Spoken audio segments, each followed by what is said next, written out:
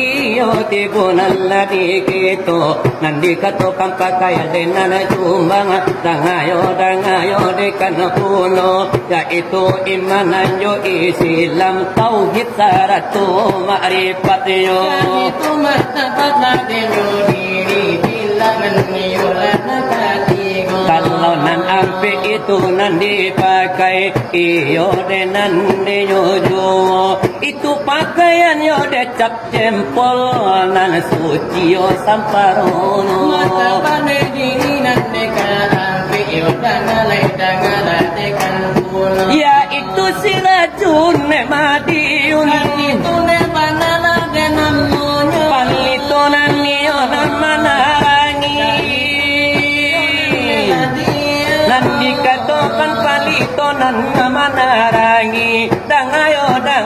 dekan puno yaitu alimu nambah manfaat iyo akan diberi kita untuk anak tahu lagi elok iyo denan yo sifat kita itu mata pada diri dan kan ampe panan teladi martabat diri iyo nan kalimu dangayo nan tanah puno nan tinggi usaha kita jangkau arati iyo denyo itu nak batua nak pamuliaan nak bakal pasaran itu nan usahlah dicinto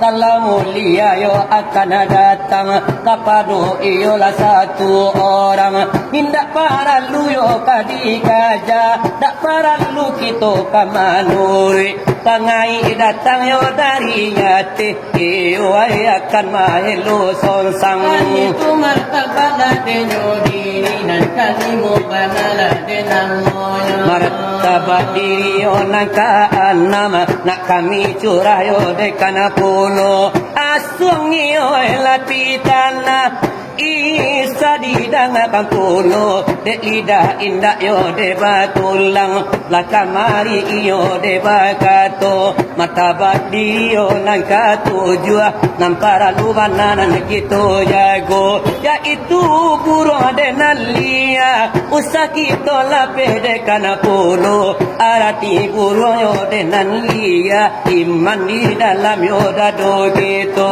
bana yo martabat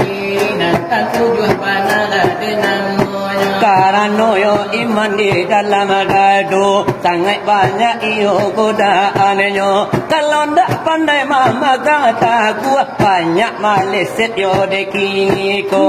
itu nanti yo la denyo bana ke adaan masuran kini nango batalu yo la dini ujo tandu itu kaya dio de umpamo yo la denyo misalah kamanda dila de umpamo pabino tagele yo gasangene kanara ko jahanam tantangan menyo itu martabat denyo diri na tujuh banara de banyak Allah ko jale Allah na ko sana Allah dijawab sepanjang tanyo sanang dosana akan bilang kisah kurang laparina iyo hari tambah malam